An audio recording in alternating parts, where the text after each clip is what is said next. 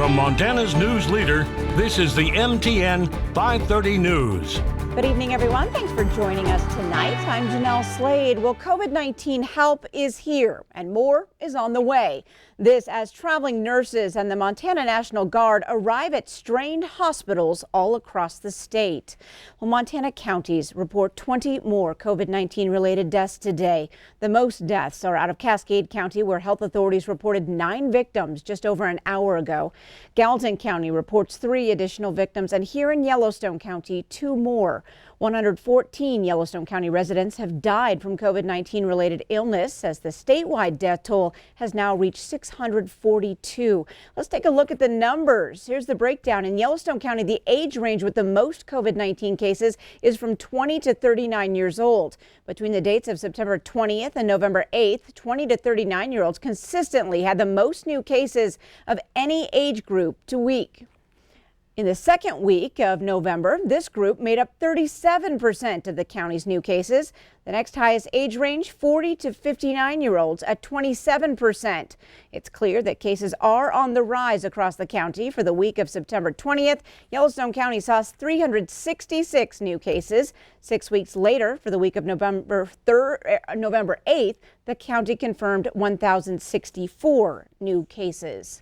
Well, more than 100 traveling nurses and respiratory therapists have arrived in Montana to help fill critical staffing shortages at Montana hospitals. And many more are on the way. Governor Steve Bullock announced today that the state is working with a Seattle area firm to bring the badly needed personnel into Montana.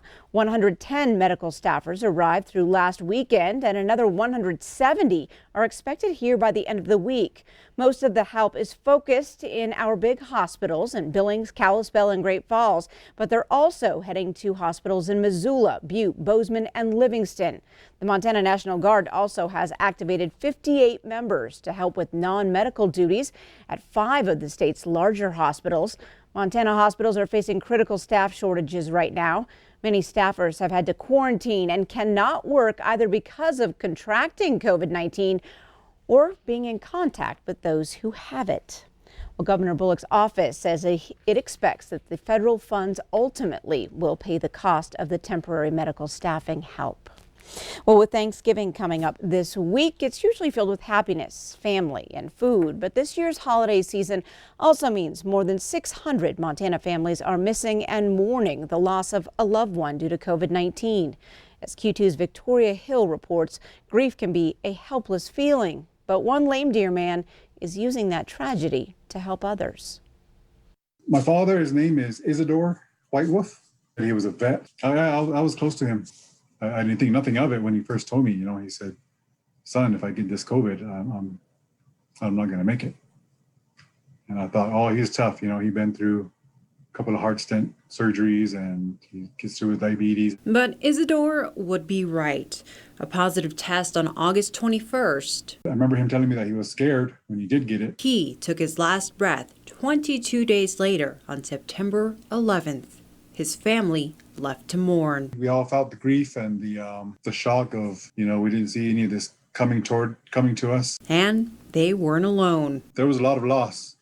At the time that I was at the hospital, there was a lot of people from my home and my town that passed away at the same time. Goldstein and his family live in Lame Deer on the Northern Cheyenne Reservation. His father's battle would be one of more than 30 lost on the reservation since the pandemic began. And I was just feeling a lot of grief. And I didn't have a support group. He turned to the internet, but a search didn't turn up any groups focused on lives lost to COVID-19. So from there, I just thought, if it's either a couple of choices. Either I can wait around and see if someone does bring one up or does start something that would help us in our local areas, or I can start with myself. And that's how the loss of loved ones to COVID-19 support group was born. Hosted every other Tuesday, Goldstein held his first Zoom session 2.5 weeks after his father's passing. It was just about relating to each other, and not surprisingly, but we were all going through the same things with how to do this. And to be in a group with people who are going through the same thing or have experienced the same thing is very helpful. Terry Steinbrink is a hospice chaplain and bereavement specialist at Riverstone Health. They realize I'm not crazy, there's nothing wrong with me, this is part of the natural grief process. So it's really helpful for them to be able to share with people that understand what they're going through. While all deaths are tragic, a loved one passing away during the pandemic can add another layer of grief due to restrictions brought on by COVID-19. A lot of them weren't able to see their loved ones at the end, which has added to the grief. They weren't able to have funerals or had really small funerals. And they just don't have quite as much support because people aren't dropping by to visit with them. And as deaths across Montana add up, it means one less family member at the table during holiday gatherings, or for some, more. Thanksgiving and Christmas are two of the harder holidays because they're thought of as family holidays. And so when you've lost, someone in your family, one woman I talked to a few weeks ago lost 4 family members. I mean, that's going to really impact their holidays. Although they might not be present physically, the grieving process is softened when you allow them to be present spiritually. It's important to come up with some way to remember their loved one. And we've had people do that in different ways. Some of them have maybe planted something, a plant that will bloom around the holidays. Some people light a candle in memory. If the whole family is comfortable, sometimes they'll share memories of the loved one. But I think it's really important for them to include some sort of ritual or way to remember their loved one through the holidays, because it's really hard to just try to pretend like everything's okay when it's not. As he makes progress toward closure, Goldstein is willing to make himself vulnerable in hopes of helping others. I would just suggest people to make sure they reach out and not go through whatever traumas that they're experiencing alone. And this advice for anyone grieving this holiday season. Be gentle with yourself. Do not have the same expectations of yourself through the holidays. Maybe simplify things. If you don't feel like going anywhere, that's okay. Just to really take care of yourself through the holidays. In Billings, Victoria Hill, MTN News.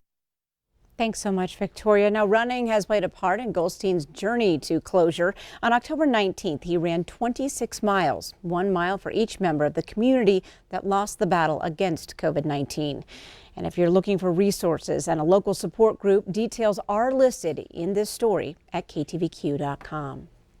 Well, as positive cases pile up and more people die each day, the hope for an approved COVID-19 vaccine grows stronger.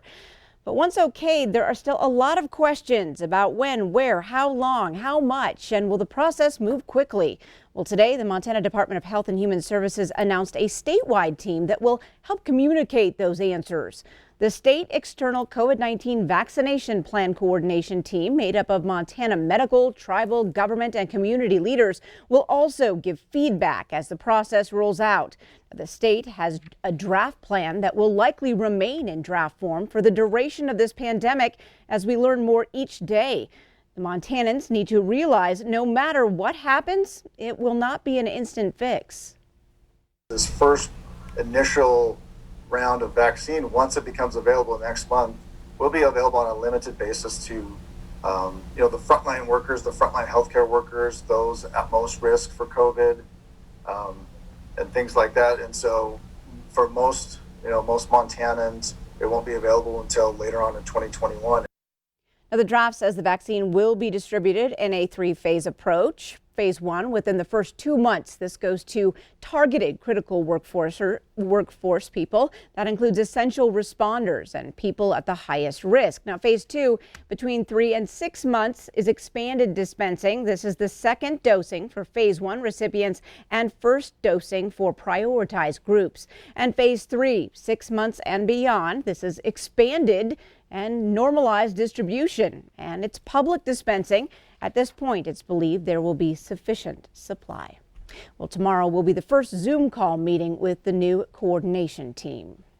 Well, a Billings man is behind bars tonight facing possible kidnapping and assault charges. 37-year-old Adam Wilson was arrested after officers were called to the Sure Stay Hotel shortly before 2:30 a.m. Saturday. That's where Wilson was allegedly holding a 56-year-old Billings woman against her will. Lieutenant Brandon Woolley with the Billings Police Department says officers were able to de-escalate the situation, but no other details are released. Wilson is being held at the Yellowstone County Jail. And some sad news to pass along in Yellowstone County. Longtime Yellowstone County Justice of the Peace Pedro Hernandez has died. Hernandez's death was noted in a Facebook post this morning by the Yellowstone County Sheriff's Office. Now, the post states that your impact in this community goes far and wide. It definitely does. Hernandez served as a judge for 42 years before he retired in November 2017 at the age of 76.